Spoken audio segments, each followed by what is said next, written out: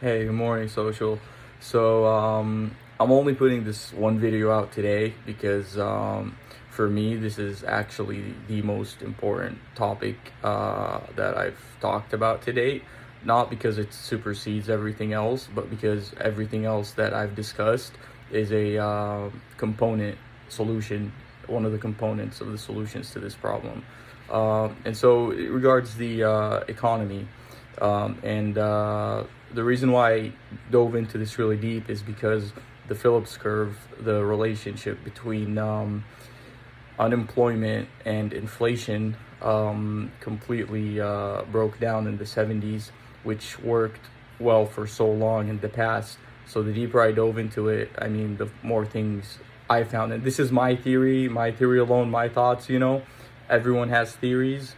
This is just mine, and could be completely wrong, just like a bunch of theories out there. But anyways, I wanted to start out with the Phillips curve. Not only did it completely break down, but it's all over the place. Like, we have correlation coefficients of positive and negative. For example, in the 70s or in the 90s, it's 52, and in the 2000s, it's negative 61. And even though a correlation coefficient to be meaningful, it has to be 80, that still says a lot about it.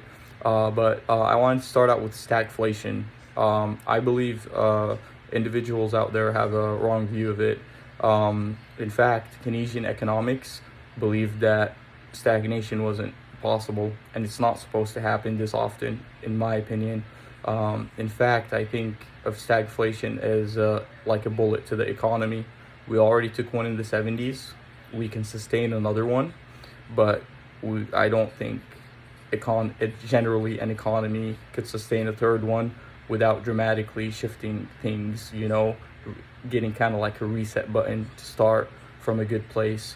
And the Phillips curve, it broke down in the 70s, so I started investigating what went wrong there, right? Going off the gold standard was the best thing the world did, just economics, my theory. That's what I believe. I believe supply side economics is why it broke down. Supply side economics, I mean, it's the theories there are so recent. They're developed in the 70s, and this is what supply side economics is. 1, cutting taxes. 2, lowering borrowing rates. 3, deregulating industry to foster increased production, right? So the theory behind supply side economics is if we cut taxes and do all these things, even if we do it at an extreme level, that would help.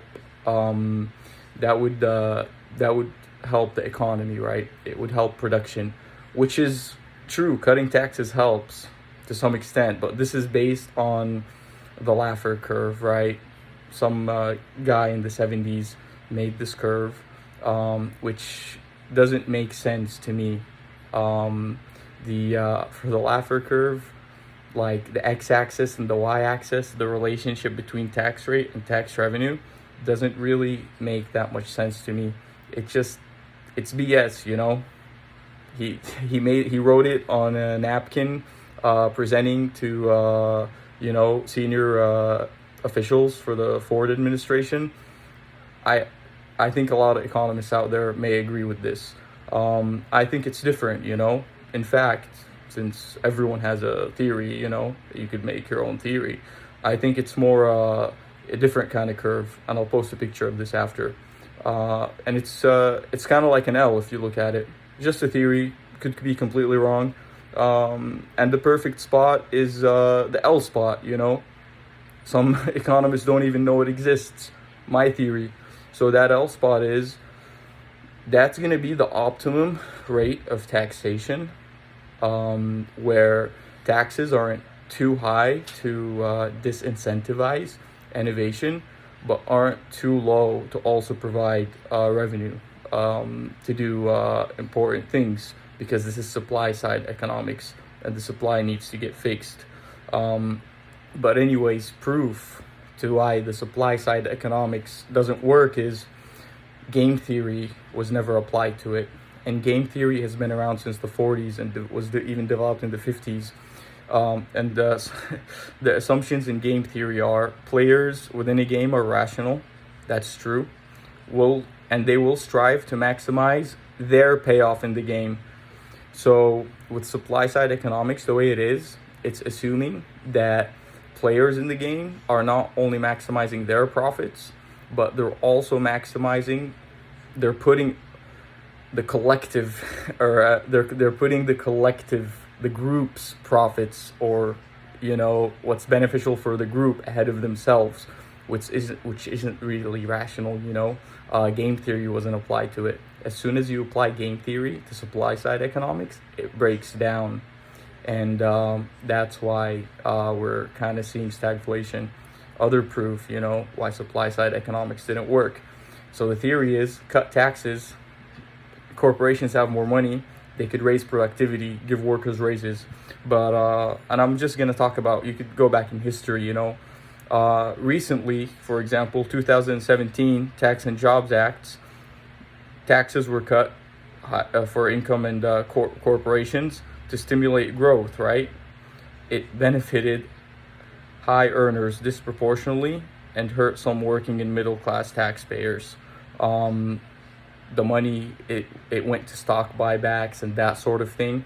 So if the purpose is to cut taxes for reinvestment, well, it's not getting reinvested. Lots of it went to stock buybacks, So the result for supply side economics is not happening because, again, of game theory.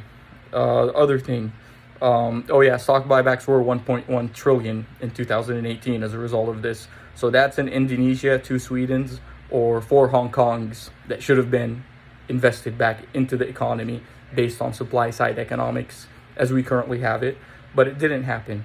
In fact, there's an article today saying Tesla wants to do, and by the way, we need Tesla to innovate, but they're talking about $15 billion in stock buybacks. Make your own batteries. Come on, man. We need this stuff. Like, innovate. Use that to innovate technology. We're in desperate need for that. Don't prop up paper.